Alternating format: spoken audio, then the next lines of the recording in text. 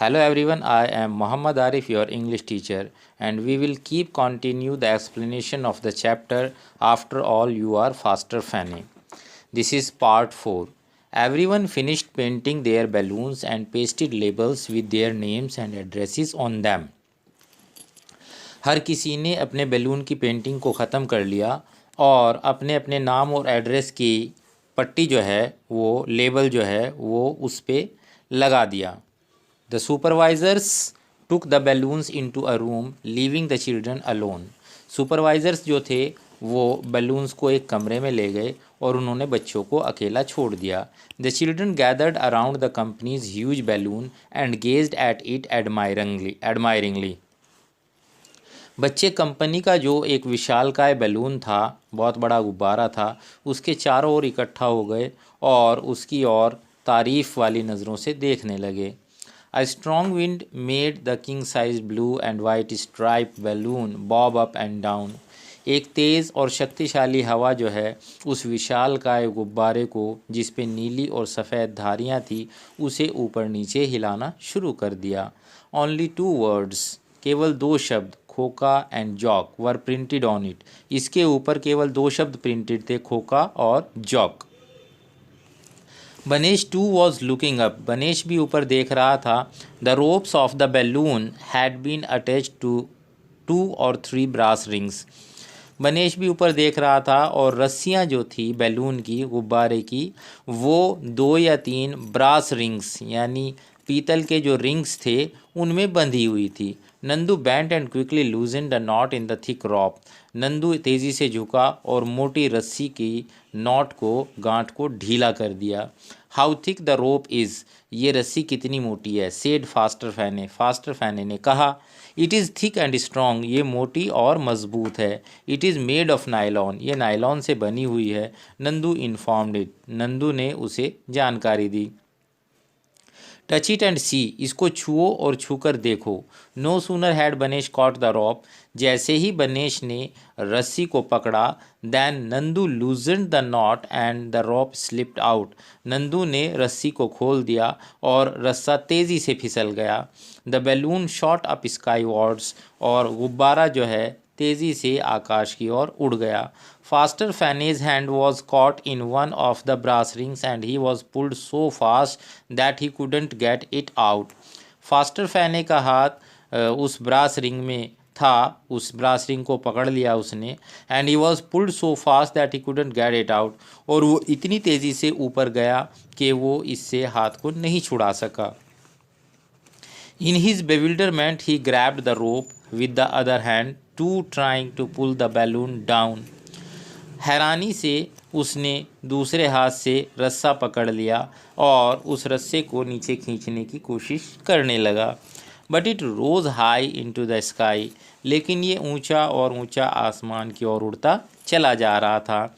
It was too much for the matchstick hero to overcome.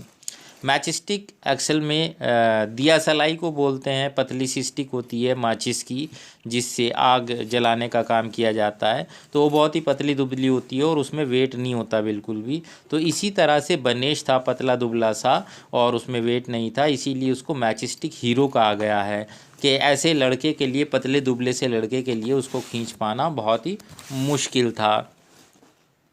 The children could hardly believe their eyes, and Nandu's mouth was dry with fear.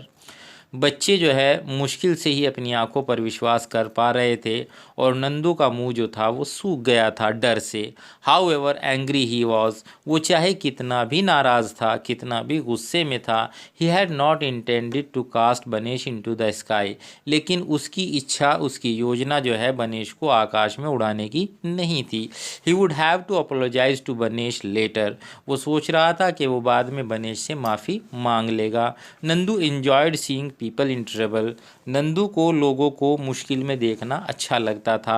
But this was going too far. लेकिन अब ये बहुत ज़्यादा हो गया था. Good heavens, he is flown off, pull him down, pull him back. हे ईश्वर, ही हैज़ फ्लोन ऑफ, वो तो उड़ गया। पुल हिम डाउन, उसे नीचे लाओ। पुल हिम बैक, उसे वापस लाओ। ग्रैब द रोप, रस्सा पकड़ लो। Police police, fire brigade. इस तरह की आवाज़ें वहाँ पर गूंजने लगी।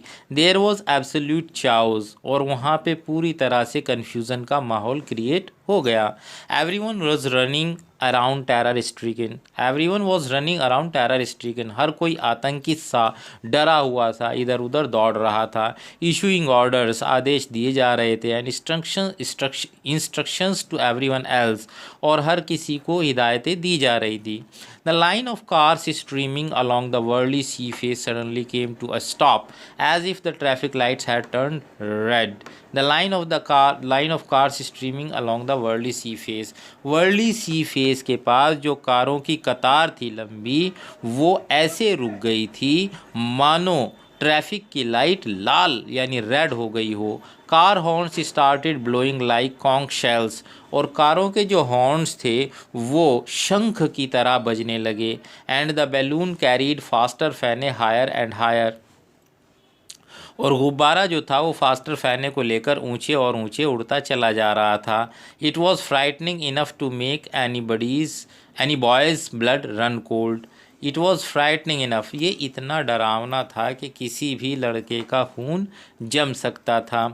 Faster Fene had faced many terrifying situations, Faster Fene ने बहुत सारे डरावने हालात का सामना किया था। But never one like this, लेकिन कभी भी इस तरह के हालात का सामना नहीं किया था। Which took him into the empty expanse of the blue heavens, जो उसे आकाश के खाली विस्तार में इतनी दूर तक जो है उड़ाकर ले जाए। God alone knew where the balloon was going to take him, ईश्वर ही जानता था कि वो गुब्बारा उसे कहाँ लेकर जा रहा था। एंड हाउ फार, कितनी दूर। फॉर हाउ लॉन्ग, कितनी लंबाई तक। And where it was going to drop him, और ये उसे कहाँ गिराने वाला था। ये सब बातें केवल ईश्वर ही जानता था। Sweat poured out of Faster Fene's body, Faster Fene के शरीर से पसीना चूने लगा। When he look down his head spun, जब उसने नीचे देखा तो उसका सिर जो है घूम गया। Faster Fene was terrified, Faster Fene आतंकित था, डरा हुआ था। He was no comic strip Superman, वो किसी कहानी की किताब का या कॉमिक्स डाइजेस्ट का सुपरमैन नहीं था। He was only a frightened little boy, वो केवल डरा हुआ छोटा लड़का था। So this was part 4 here students. Hope you understood. Soon you will get part 5.